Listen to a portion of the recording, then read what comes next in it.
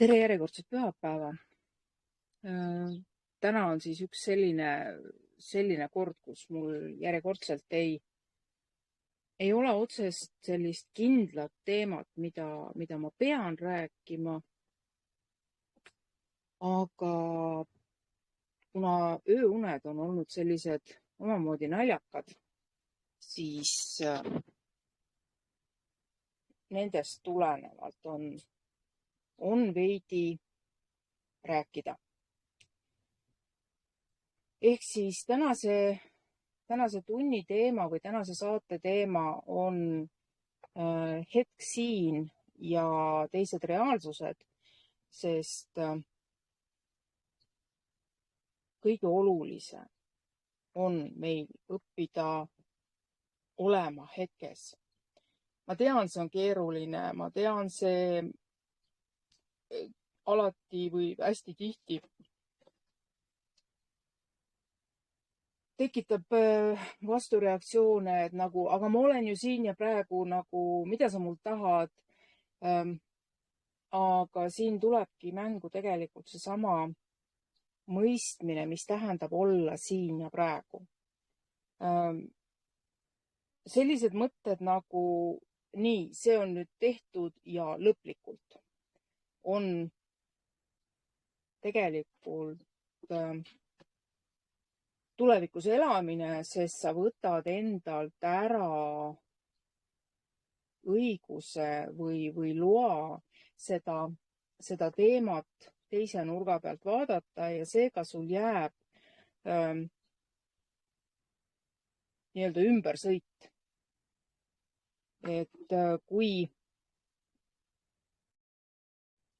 sa oled siin ja praegu, siis sa tegutsed vastavalt sellele, mis on need ülesanded, mõtted, energiad, mis on praegu siin just olulised. Ehk siis, kui sa leiad, et nii, väljas päike paistab, seemned on kuivad, ma pean minema seemneid kastma. Kaks võimalust. Kas ma pean minema, ma pean ennast vägistama või ma tunnen, see mõte tuli mulle pähe, ma näen, väljas on palav, ma lähen, ma saan minna. Ja ma teen selle kastmise ära ja ongi tehtud, eks. Kägu laksutab jälle. Just seesamune see koht, et sul tekib mõte.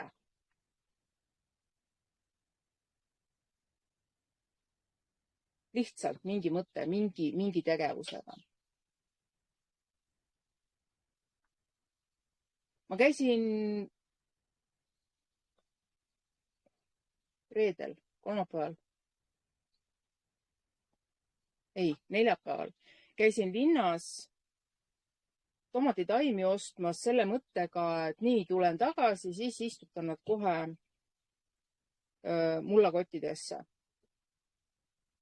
Ja ma tegin seda alles eile.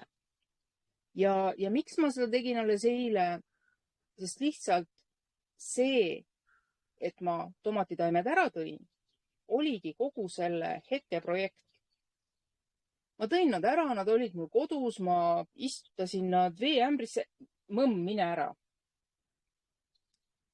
Ma istutasin nad veeämbrisse lihtsalt sellepärast, et ta saaks korralikult ennast üles turgutada, vaatamata sellele, et turul tundusid nad kõik pealt märjad, olid potid kerged, ehk siis taimed olid tegelikult jänus.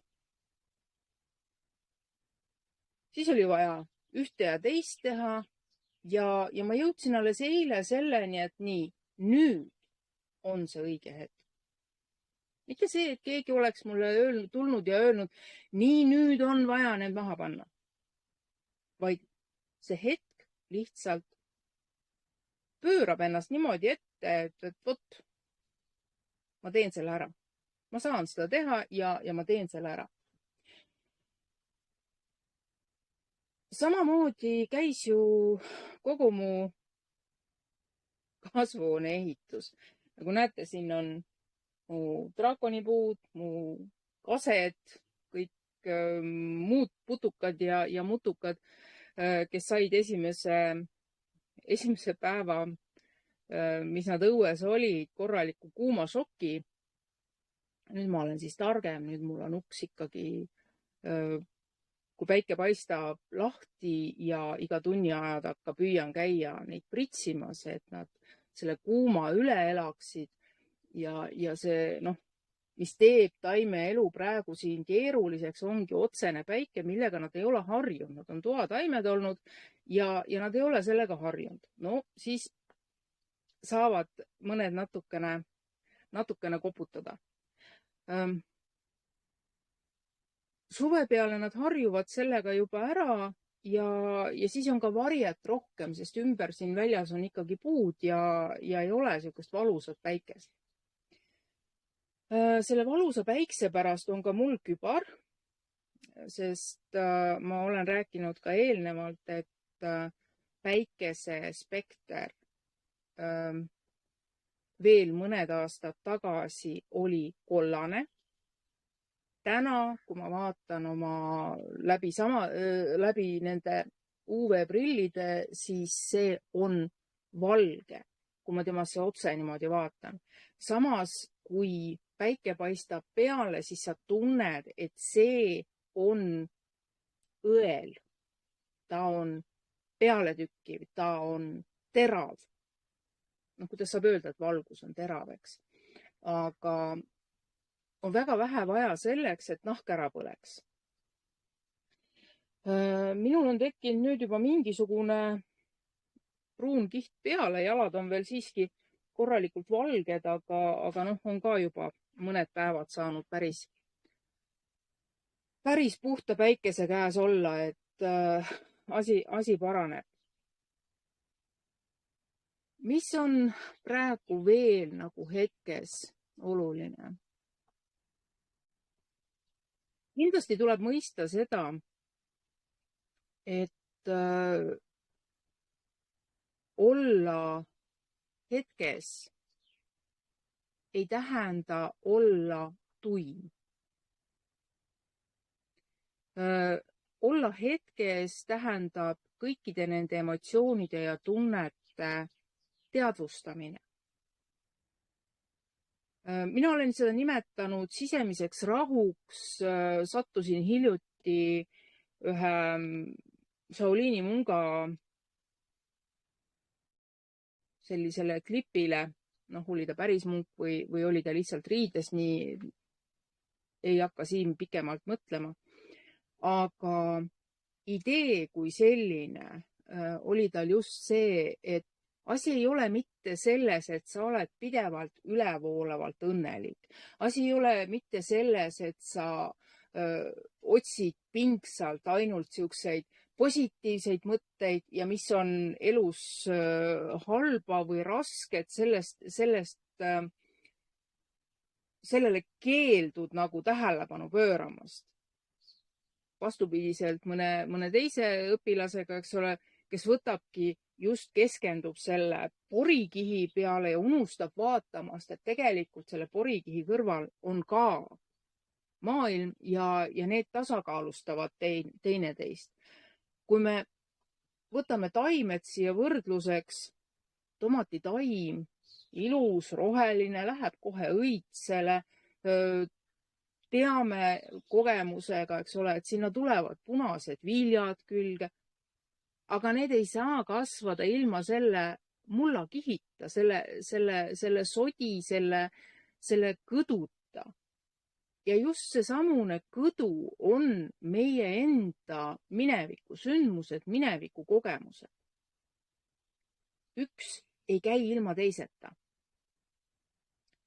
Ja seega meil tuleb olla teadlik. Me oleme teadlikud sellest, mis meie ümber on. Ja samuti muidugi ei ole midagi halba selles, kui me mingil hetkel vajume ära sellisesse, pange kõik ennast põlema. seal on lihtsalt see koht, et me peame teadvustama, et meil on praegu selline tunne, selline emotsioon. Me oleme kõigest väsinud, me ei taha mitte kellegi varjugi näha. Ja seega me võtame endale selle õiguse, teadlikult võtame selle õiguse, et mitte läbi põleda. Kui me räägime tööst, ehk siis palgatööst, kus meil on ülemused, kes meil on omad piitsutajad, me ei saa teha seda sellisel kujul, et mul ei ole tuju ja ma ei tee. Tahes-tahtmata, meil on palgatöö juures, meil on kindlad rutiinid, mida me peame täitma. Seejuures tuleb meil olla taas teadlik. Kui me tunneme, et nii, see ohtlik piir hakkab jõudma kohale, tuleb anda sellest ka teada just nimelt teistele. Võtke heaks või pange pahaks. Minul on praegu nüüd see aeg, kus ma pean minema arstile, pean võtma aja maha, pean töötama iseendaga. Ja seda selleks, et mitte läbi põleda, et mitte päriselt ära kaduda töölt. Mis tähendab omakorda jälle, kui meie lõikame töösideme läbi, teised peavad selle töö siiski ära tegema. See ei ole öeldud selleks, et mõtle nüüd teistele. Aga kui me teame, mis on vajalik meile endale, mis on oluline meie enda vaimse tervise, füüsilise heaolu, kõige selle muu jaoks, siis me mõistame, et ka teistel inimestel on see õigus. See tähendab seda, me ei saa lihtsalt olla nagu nartsissist, eks ole, et ainult mina ja maailm, vaadake mind, mina olen see kõige õigem, kõige parem, teie olete kõik mitte midagi ja siis te olete enam-vähem, kui te minu heaks midagi teete, kui te aga mulle vastu hakkate, no siis hakkate nägema, mida te väärt olete. Et see ei tähenda absoluutselt seda, see tähendabki seda, sa tead, sa oled teadlik. Minu osa tööst, minu osa tegemistest, mida ma olen endale võtnud, tuleb minul ära teha. Kui ma seda teha ei suuda, siis tuleb tegelikult minul leida mingi võimalus. Kas ostan teenuse sisse, kas ütlen, et lihtsalt lükkame edasi, ma teen selle hiljem.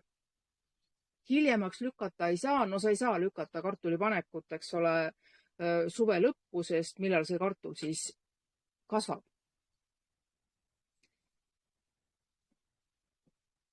Et on looduslikud asjad, on sellised, mis käivad omaenda kindlaks määratud rada. Ja kui me nüüd mõtleme päris laseme need ajuluugid lahti ja lihtsalt mõtleme selliselt, et kui me oleme osa loodusest ja seda loodust tegelikult tapetakse läbi paljude erinevate projektide, paljude erinevate, isegi ma ei oska öelda, mis sõna selle kohta kasutada,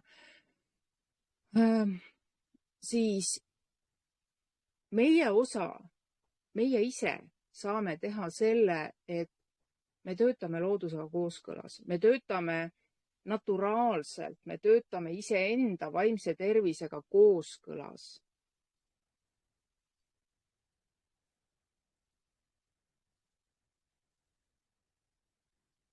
See on samamoodi hetkes kohal olemine, sest jah, kui sa oled põllumees, kes on ainult potipõllumees, päris põllumees, aiasõber, kes on ainult teeb seda, mida on ette kirjutatud, siis see pole enam põllumees, see on abitööline. Ja abitööline on just nimelt see, kellele öeldakse, vaat nii, nüüd on vaja teha seda. Sina võtad selle ämbri sealt, võtad sealt mulda ja lähed tassid selle mulla nüüd teise aia otsa. See on ette öeldud, see on käsk, see on mingisugune väljapoolt. Me küll saame aru, eks ole, et see on vajalik, aga see on kellegi teise soovide täitmiseks. Kui me aga oleme ise päris põllumees, kes töötab koos loodusega, siis loomulikult me võime jälgida siin tähtede seisu, looduse olekut, näiteks korralikke pilvi ei ole siin viimasel ajal üldse olnud, et ma ei tea, millised mu kartulid saavad olema, aga loodame parimat. Siis me teeme asju just selle järgi, et praegu on just see õige hetk. Praegu, just sellel ajahetkel on õige aeg teha, panna kartul maha, panna tomatid, valmistada ette kurkidele oma peenar. Ja selle juures, teate, mis on kõige huvitavam, on see, et kui sa niimoodi toimetad, siis sa ei pea vahtima nina päiksesse kogu aeg, et saada endale pruuni jumet, vaid sa oled nägupidi allapoole, sa kogu aeg millegagi toimetad ja tegelikult sa saad pruuni jume. Sest maast kiirgab tagasi sedasama päikesevalgust.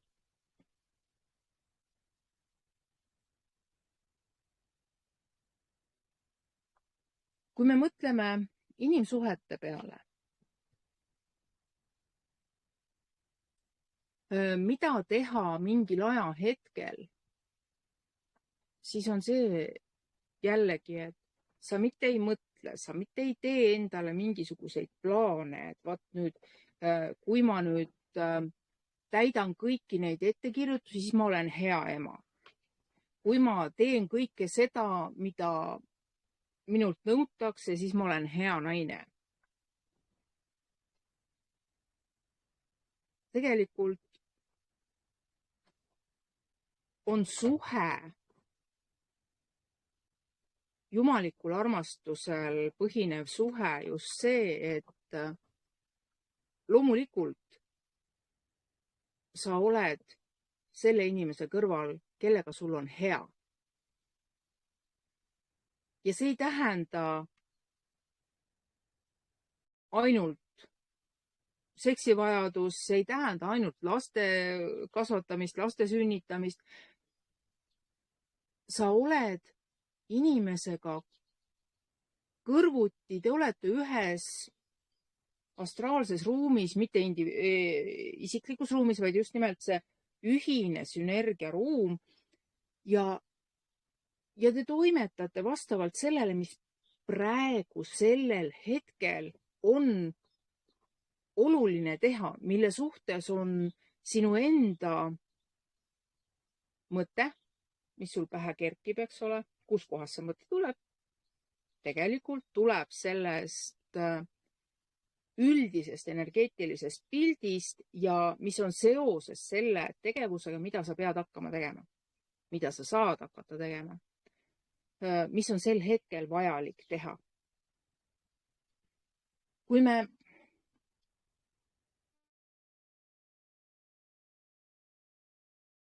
me suudame ennast kuulata just nii palju, et ma saan aru, mis toimub. Ma mõistan,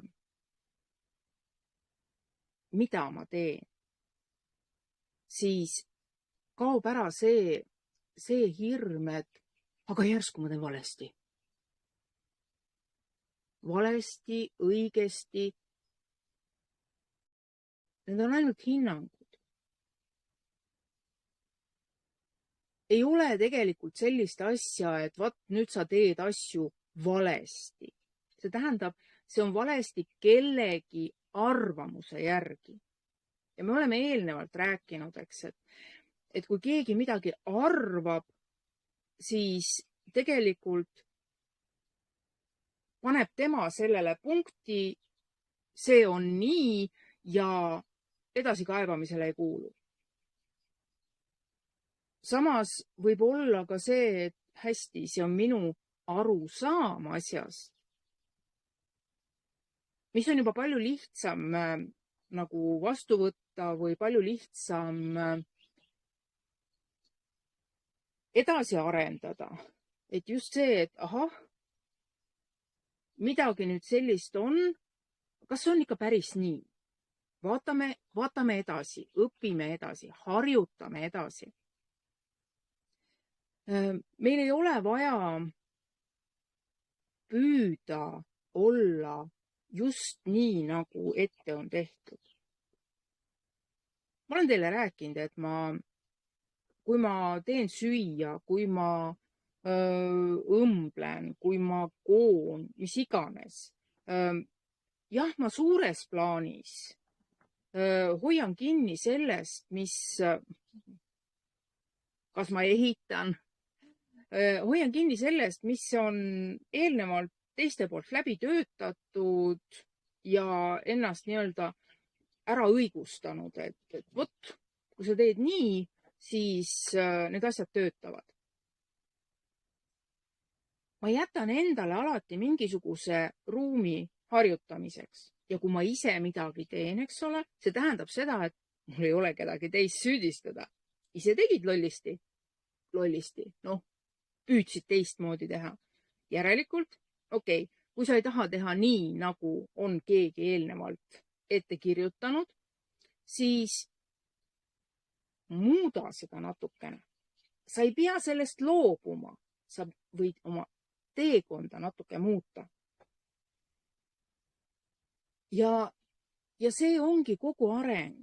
Me treenime, me läbi kogemuste, me treenime ennast. Einstein on öelnud kunagi väga targad sõnad, et on kõige idiootsem mõte on see, kui sa püüad saada teistsugust tulemust, aga sa kordad ja kordad täpselt ühesugust käitumist. Ehk siis selleks, et sinu tulemus muutuks, tuleb sul natukene haaval hakata muutma oma käitumist. Kui sa muudad järsult seda käitumist, ehk siis püüad olla kellegi silmis õige ja vot, nüüd läks hästi. Mis nüüd juhtus?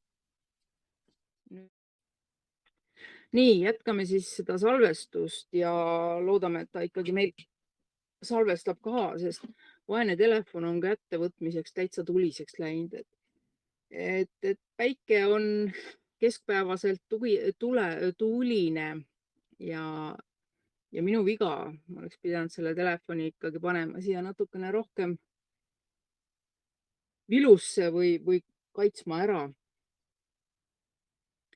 Aga see selleks. Ma jäin pidama teemasse, et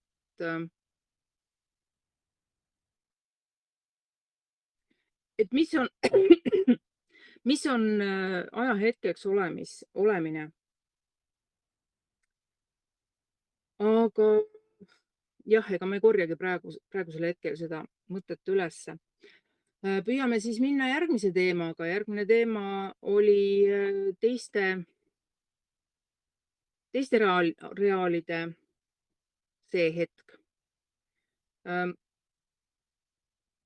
Nii mina kui veel paar minu tutvusringkonnast ja teekonnakaaslastest on rääkinud, et unenäod, noh, meie mõistes unenäod, eks ole, on teistes maailmades ringi kõndimised, on andnud järjestikku suremise unenägusid. Kui me hakkame suremise tõlkeid otsima, ma ei saa siit praegu vaadata, kes minuga üritab rääkida. Ahah, see on see. Ei, need ei ole. Need ei ole.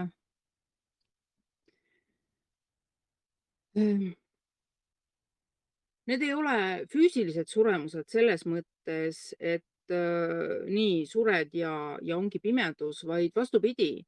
Need on sellised suremise unenäod, et sa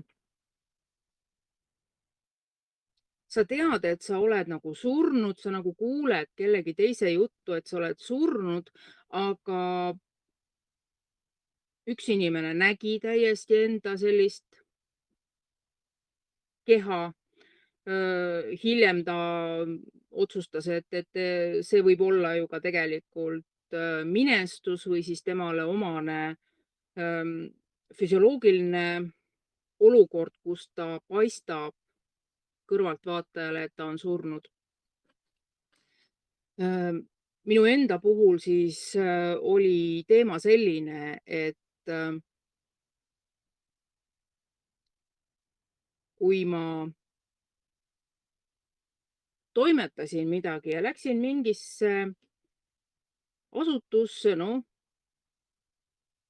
meenutas see mu vanglatöökohta, aga ta oli nagu vabam, palju laiem, palju vabam, palju avatum. Ja ma lähen sinna, inimesed juubeldavad, et täitsa, et sa oled ikkagi elus, on ju.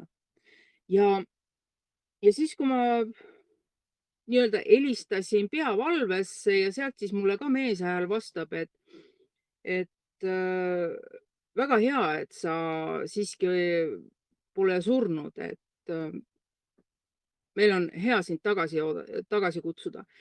Ja mina siis vastan, et ahah, et teate, et minu surmast on olnud enneaegsed. See oli kuskil filmis mingi ütlus, ma enam peast ei mäleta. Ja sellest hetkest edasi läks nagu mingisuguste protsesside edasiaitamine, edasitöötamine, sest kui mingid protsessid ma olin käima pannud eelnevalt, siis ma olin inimeste jaoks ära kadunud ja siis ma tulin uuesti tagasi, et siis näha ära, mis on nagu sellest saanud ja loomulikult oli ka selliseid nii-öelda läbikukkumisi, kus inimene oli muutunud sõltuvaks minust. Tegu oli noore mehega, kes siis arvaski, et noh, okei, nagunii ei tööta. Et näed, tema on nüüd ka surnud, on ju.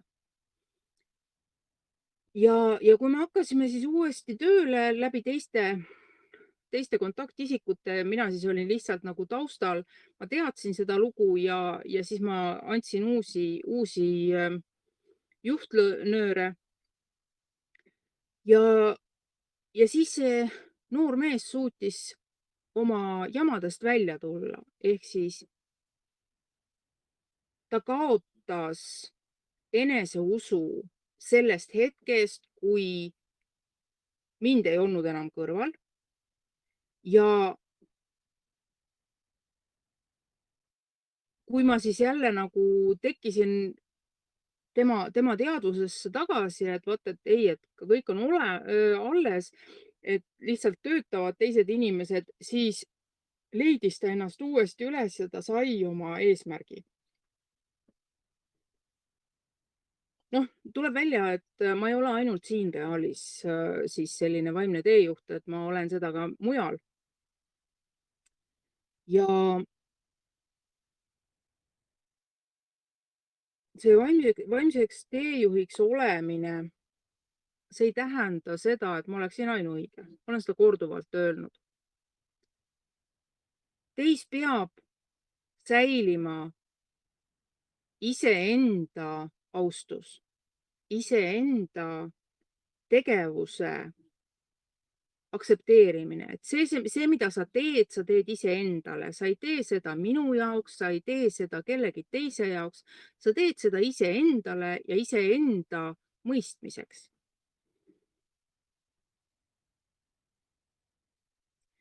Täna hommiku ühes vestluses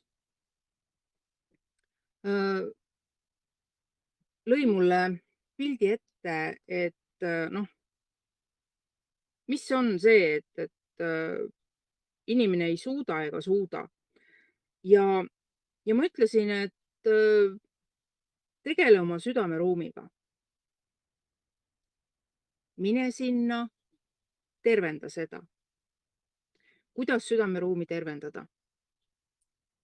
Alustame sellest, et kui sa midagi hakkad tervendama, siis sa teed seda teadlikult.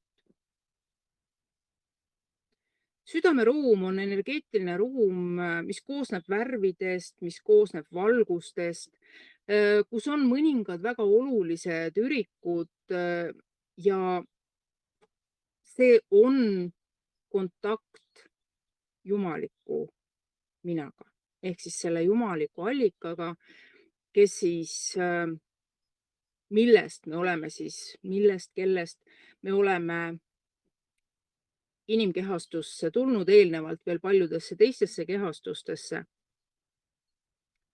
Sest kui me aktsepteerime seda, et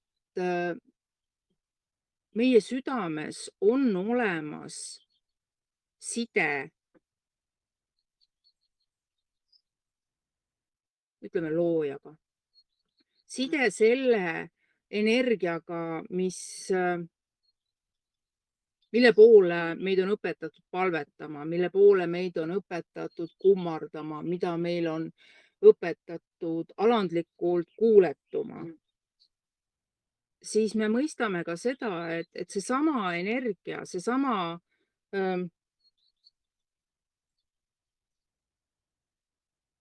vägi, mis on selles jumalikkuses, on meie enda sees. Ja kui me õpime seda jumalikkust enda sees austama, siis me mõistame lõpuks, et tegelikult ongi ju nii, et sa ei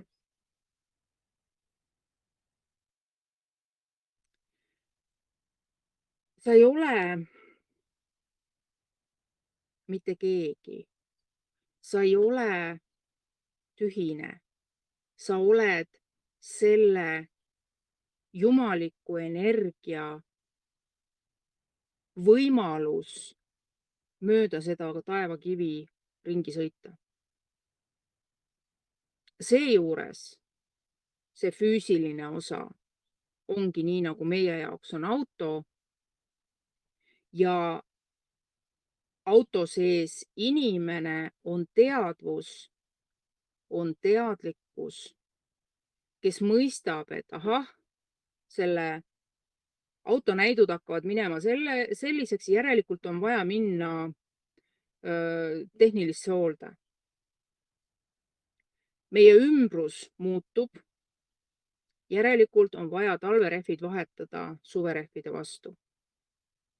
Kui sa ei ole veel valmis ja sa ei ole kindel, et see ilus ja soe püsib, siis sa sõidadki veel nende talverehvidega ja vahetad suverehvide vastu alles siis, kui ongi see aeg, kui no nüüd on kindel, enam talverehvi vaja ei ole.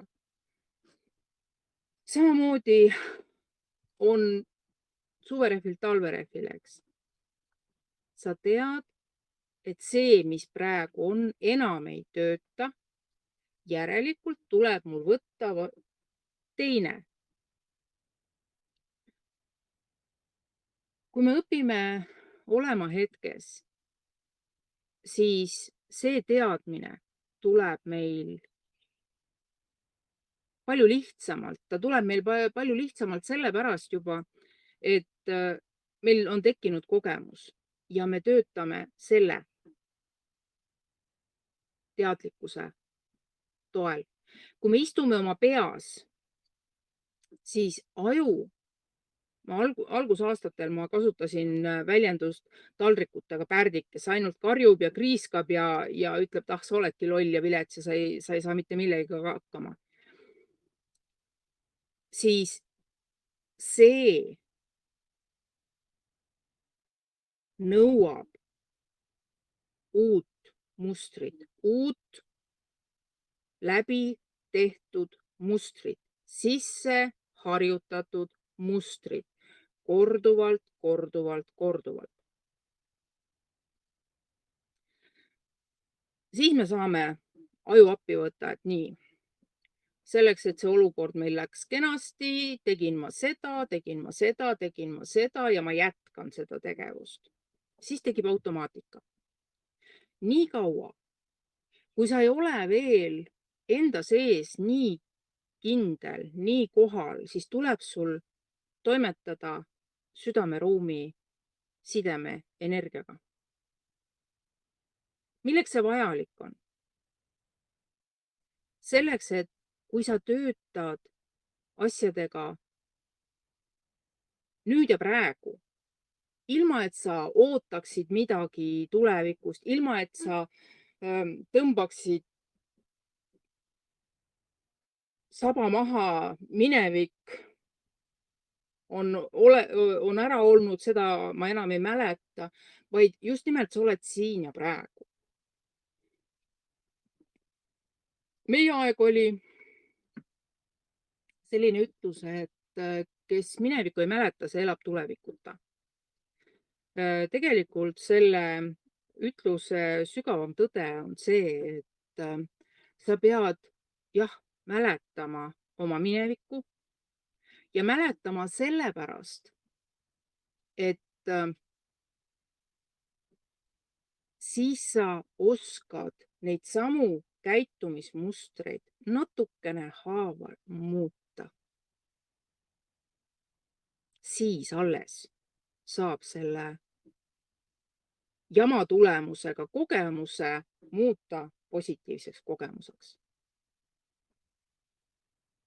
On inimesi, kes suudavad selle kohe mentaalselt nii-öelda mõttejõuga, mõtteteoga ja kõige selle ühise tööga ümber mõelda.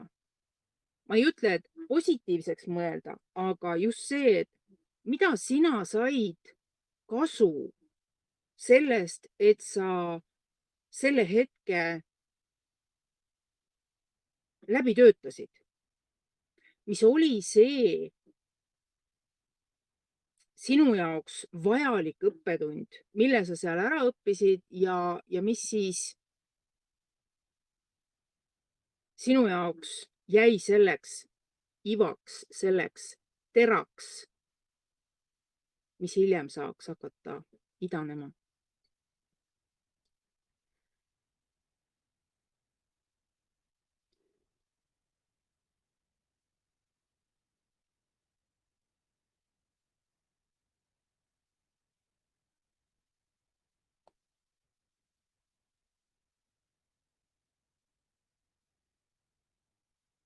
Linnud laksutavad, kärbsed ja mesilased kõik sumisevad. Aga järgmine päev, kui on samasugune leitsaks, siis tuleb seda saadet teha vähe vilumas kohas, et mu telefon jälle otsi ei annaks. tundub, et mul on praeguseks hetkeks teemad ammendunud.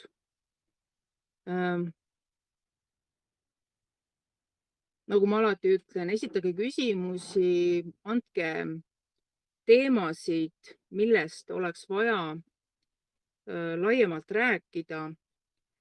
Tänane saade saab olema lühike, arvestades sellega, et telefon tahtis siin saba anda ja palavaks läheb ja mul endal hakkab ka vist varsti pilt ära minema. Et noh, ja siis kujutage ette, et need vaesed taimed, kes on saanud olla toas temperatuuril nii 16 kuni 20, istuvad sellises palavuses 24/7. Tähendab, öö on muidugi jahedam, aga kui päike otse lagi pähe paistab, siis läheb asi jamaks. Mul ongi vaja hakata neid siin jälle uuesti piserdama ja teeme siis tänaseks lõpu ja kohtume uuel pühapäeval uute ilmadega. Ja püsige iseenda südameruumis. Õppige olema südameruumis, tervendage esimesena oma südameruum. Südameruumi meditatsiooni ma vist lubasin sisse lugeda, aga ma ei ole selleni veel jõudnud. Ja igaüks saab teha selle südameruumi meditatsiooni, mis iganes meditatsiooni eeskujul, võttes meditatsiooni alguses lõdvestumise käigus juba enne lõdvestamist taotluseks jõuda oma meditatsiooniga südameruumi ja seal siis juba edasi toimetada, vaatad, mis seal parasjagu toimub, millised on värvid, kas on vaja tõesti midagi seal tervendada, sest südameruumis on sinu valitseda kõik universumi jõud. Seega, kui sa vajad maagiat, siis seal on ta olemas. Aga tänaseks lõpetan. Tänase video pean kokku lappama nagunii jälle mitmest videost, sest vahepeal panime pausi peale. Ja veidi kontrollima, kuidas see pilt meil üldse välja kukkus, et üleslaadimiseks läheb nüüd natukene aega, ennem kui uuesti saate üle kuulata. Taaskord, olge kaitstud omaenda südameväes ja kohtume uuel pühapäeval.